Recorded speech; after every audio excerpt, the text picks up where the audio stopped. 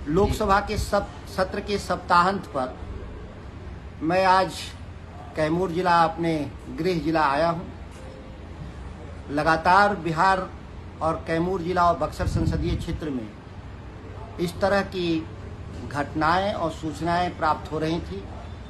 खास तौर से जिस भयानक स्तर पे सूखा पड़ा हुआ है, जिसमें राज्य मशीनरी जिस तरीके से किसानों के साथ छल और धोखा करने का काम कर रही है, यह इतिहास में पहली बार ऐसा देखा गया। लगभग जुलाई समाप्त हो रहा है, रोपनी का सत्र समाप्त हो रहा है। बाणसागर और रिहंद डैम से जो सरकार के द्वारा पानी लेना चाहिए था अपने हिस्से का, वो पूरा नहीं लिया, जिसके चलते पूरा जो सोन का इलाका है, रोहतास, कैमूर, बक्सर और आरा, औरंगाबाद, जहानाबाद, अरवल, पटना, जहां पटवन होता है, आधे से अधिक इलाकों में रोपनी नहीं हो पाई। किसानों के पास दूसरा जो वैकल्पिक स्रोत था वह बिजली के जरिए खेती करते हैं, बोरवेल के जरिए। लेकिन बिहार ही एक ऐसी सरकार है जहां कहती है नीतीश कुमार की सरकार कि हमारे पास, बिहार के पास बिजली सरप्लस है, लेकिन वह सरप्लस बिजली किसानों को नहीं देना चाहती है। ऐसी निकम्मी और भ्रष्ट सरकार दुनिया में कहीं देखने को नहीं मिलेगा। जब आपातकाल की स्थिति हो किसान के लिए, सूखा का भयानक मौसम हो और राज्य सरकार के पास बिजली की पर्याप्त और सरप्लस व्यवस्था हो, तो किसानों को बिजली 20 घंटा क्यों नहीं दी जानी चाहिए।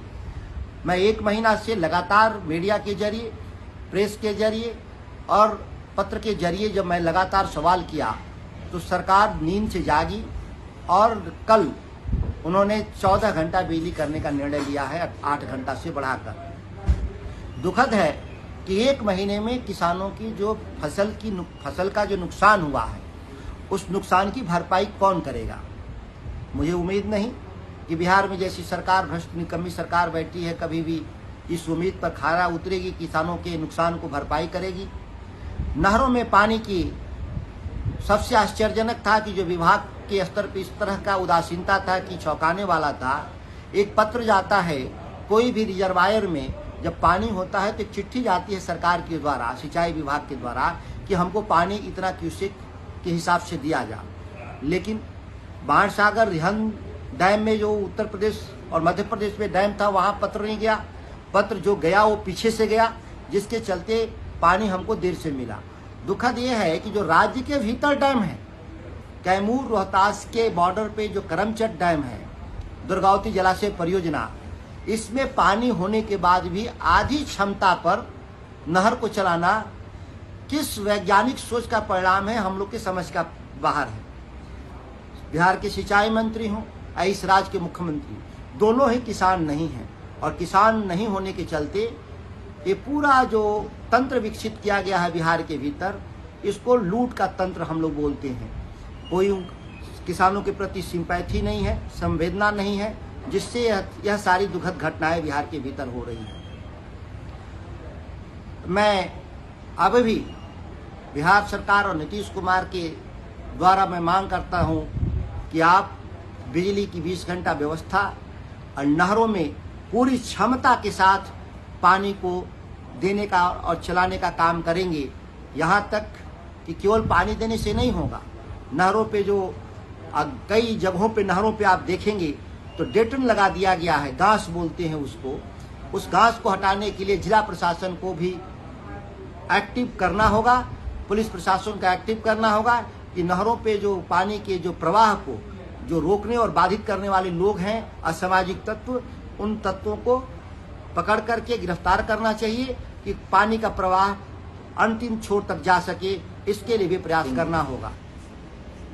मध्य प्रदेश से पानी आना है, वहां भी भाजपा की सरकार। बाणसागर, रिहंद से पानी आना है, उत्तर प्रदेश से सोन में पानी आता है, वहां भी भाजपा की सरकार। तो ये जो भाजपा का जो कार्टेल है पूरे देश भर में और राज्य भर में, ये जो माफिया तंत्र जिन्होंने विकसित किया है किसान विरोधी, ये उसका हिस्सा रामगढ़ भी प्रभावित हो रहा है।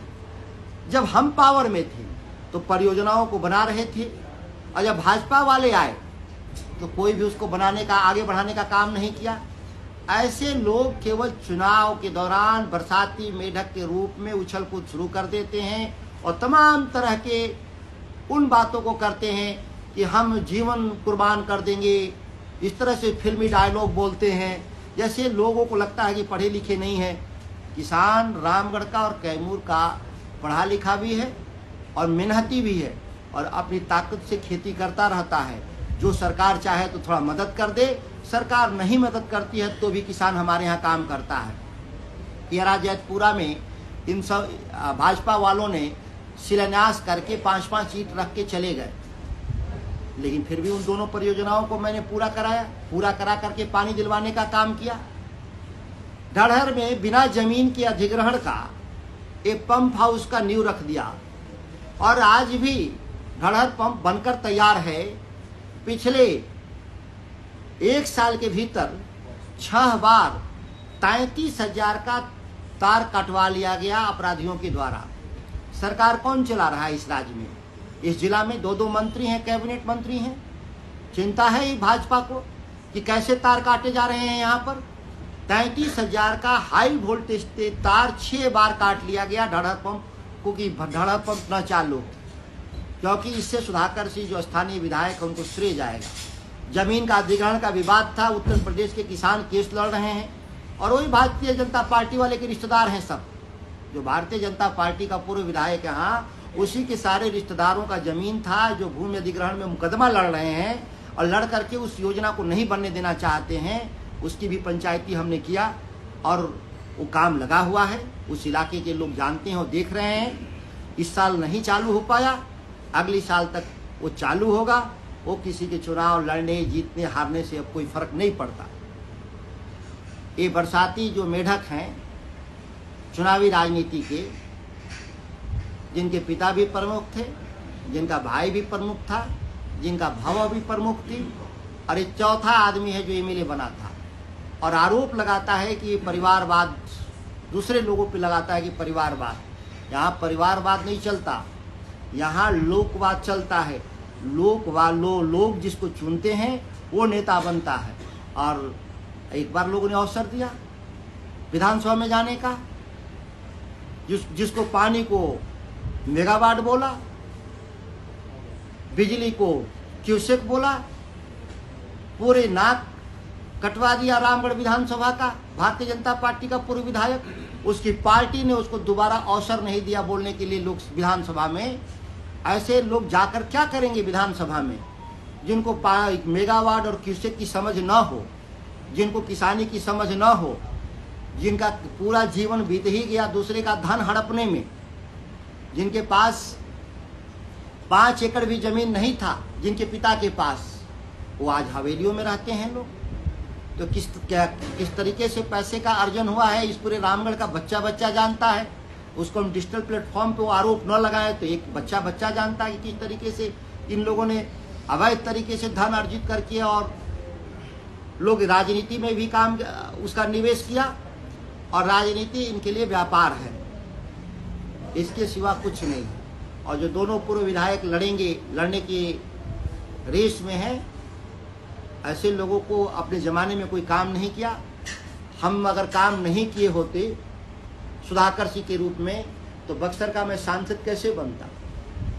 सड़कों के निर्माण का जाल हो या हमने हॉस्पिटल का हो या स्कूलों का हो या नहरों की आधुनिकीकरण का सवाल हो या पावर हाउस का सवाल हो, पूरी बिजली की कैपेसिटी को 2 गुना रामगढ़ में हम लोगों ने 4 साल में कर दिया।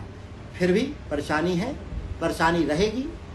मौसम बदल रहा है, क्लाइमेट चेंज के चलते तापमान बढ़ने से लोगों की खेती गृहस्थी प्रभावित हो रहे हैं। आने वाले वक्त में उसको 1-2 सालों में जो कमी बेसी है उसको हम लोग ज़रूर ठीक कर देंगे। और विकास एक सतत प्रक्रिया है, कभी समाप्त होने वाला नहीं है। समय के अंतराल में काम की रफ्तार को हम लोग बढ़ाते जाएंगे। आज मैं सांसद बना हूँ तो बक्सर संसदीय क्षेत्र के लिए हमारे पास 4-5 बड़ी परियोजनाएं मिली हैं 1.5 महीने के भीतर। ये साधारण नहीं है।